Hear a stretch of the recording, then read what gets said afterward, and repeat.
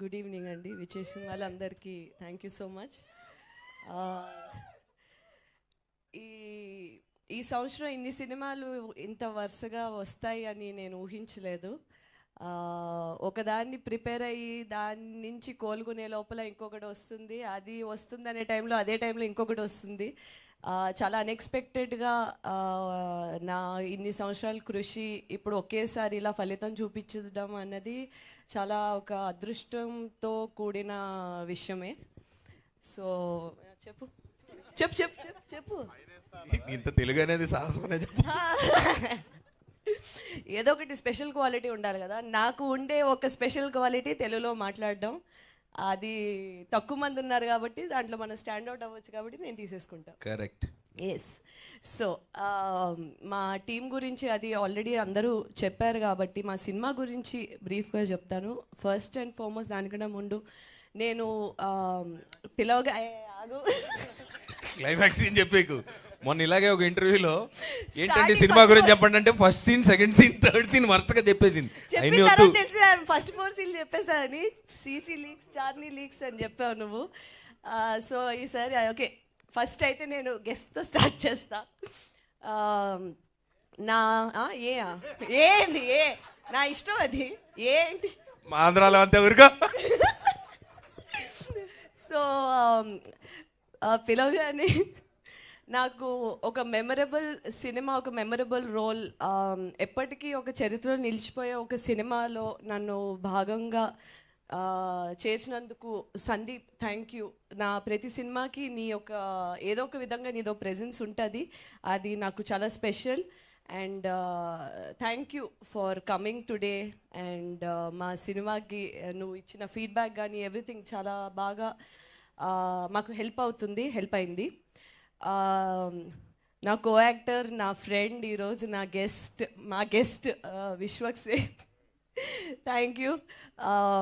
You know నన్ను ఇలా support చేయటానికి వచ్చినందుకు.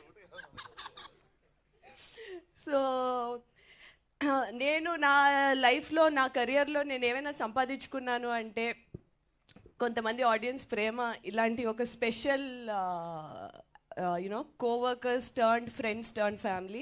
సో ఆ విధంగా నేను చాలా యూనో ఐ ఫీల్ అదృష్టం, సంతోషం అన్నీ. మా సినిమా గురించి వచ్చేస్తాను ఫస్ట్ లాస్ట్కి.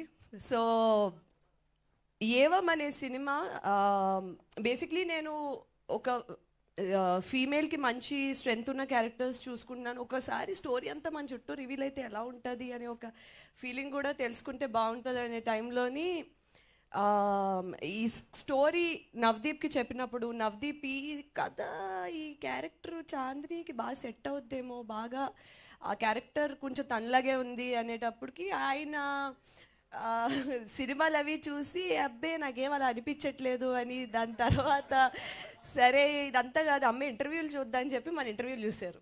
అరే ఇదేగా సౌమ్య, తినేగా మాకు కావాల్సిందని చెప్పి కాస్ట్ చేసుకున్నారు నన్ను.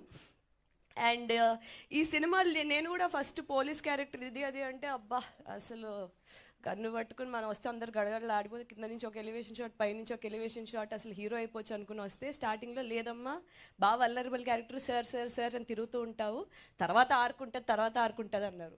ఫస్ట్ హాఫ్ చెప్పేసింది.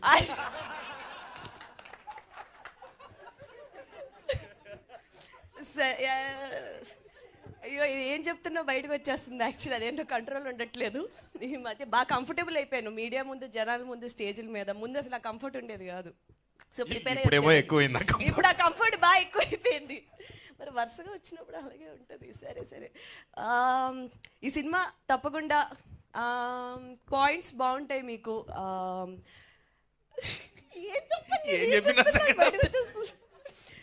తప్పకుండా జూన్ 14 వచ్చి థియేటర్స్లో ఈ సినిమా చూడండి. మీకు స్టేజ్ మీద ఎంత ఎంటర్టైన్మెంట్ కనిపిస్తుందో దానికి ఒక రెట్టింపు ఎంటర్టైన్మెంట్ అయితే సినిమాలో ఉంటుంది.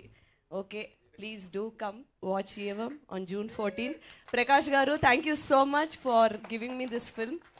I will be very grateful for you. Thank you so much ఈ పాత్రను నన్ను ఊహించుకున్నందుకు.